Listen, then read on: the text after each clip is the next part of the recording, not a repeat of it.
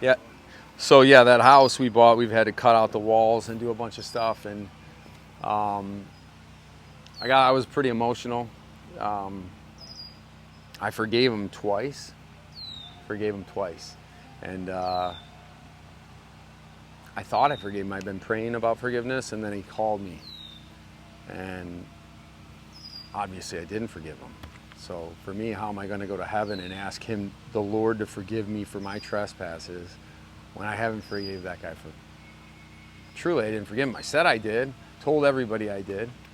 So he convicted my heart, and I called him and I said, I just want to tell you that I was angry with you, but I'm no longer angry with you because I forgive you.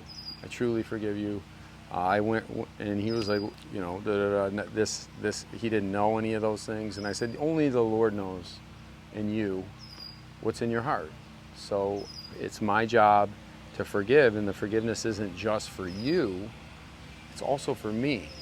Because you're living rent-free in my heart and in my head, and I didn't even know you were there. So what was the process like to go from, I guess, that kind of like outward or like logic-based forgiveness to realizing that there was a deeper level that you had to hit to like truly forgive them?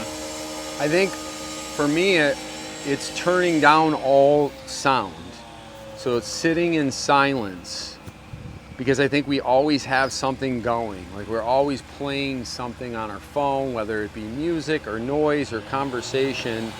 But that alone time that you get in the morning, that's why I like to wake up at 4:30, 5 o'clock in the morning, is nobody has questions for me when I wake up. My kids aren't pounding me, and I can get my head right. So that's what I was doing on this drive over. Is this gentleman had called me yesterday. I have goosebumps, and obviously he just stopped by my house and wanted to pick up mail, and I was like, who is this guy to just come to my house and think that, like, and then I'm like, as I'm driving, I blocked him, because I wasn't gonna ever just talk to him again. I think that I didn't have anything good to say, right? And I'm in the Bible, and whatever comes out of my heart will come out of my mouth. Well, what's coming out of my heart is not good, it's evil. So what am I doing? Am I living the way I'm supposed to be living? Absolutely not. Even though I said I prophesied to other people that I've forgiven this guy, I obviously hadn't forgiven him. And that silence that I'm speaking of is that my relationship with the Lord, saying, I'm saying the Our Father who art in heaven, hallowed be thy name, thy kingdom come. Well, you go through it, and you're supposed to forgive those who trespass against us. So you're asking for forgiveness for what you've done to the Lord when you get up to that, for your judgment, and you're asking him for forgiveness because we're all sinners, and you didn't forgive the guy that sinned against you. He's not going to forgive you. So I have to forgive him. And if everyone lived like that, how much better of a world would we live in? I mean, there's no like, this guy's like, I bet you wanted to murder me. I was like, absolutely not. I never thought of that ever once. I don't want to hurt anyone. I'm upset. I was upset about it. The way I handled it, I should have just told you I was upset about it, and then I should forgive you and turn my other cheek. I've turned my cheek a bunch of times. I'm not going to give you the same accessibility to me, but I still wish you well, and I still pray for your family. I hope that what you're saying, if this is something that you've done before, you're continuing to do, I hope that the interaction you have with me would make you not want to do that again.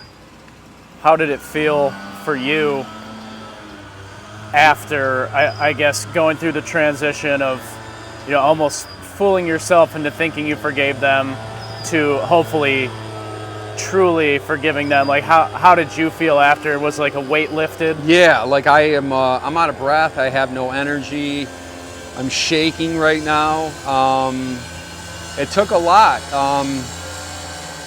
Takes a lot. Like being prideful, I think a lot of men struggle with being prideful, me included. Even though I don't want to admit that, because I don't like the word pride. I know it's not.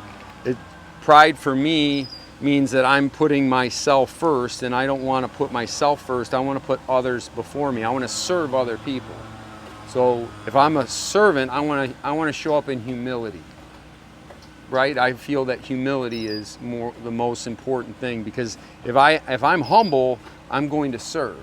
I'm here to serve if I'm humble. If I'm prideful, chances are I'm going to think I'm better than everybody else, or that I shouldn't have to do this. I've already done this before. What am I doing this for? Or I'm better than this. I'm not better than anybody. I'm the same. He loves all of us the same. He loves you. He loves me. He loves anybody of any color anywhere. We're all the same people, legitimately all the same. He doesn't value one of us more than the other. And that's how I have to look at it, is he made all of us perfect, perfectly imperfect. So who am I to judge? Who am I to know? Maybe this guy's telling me the truth. I don't know.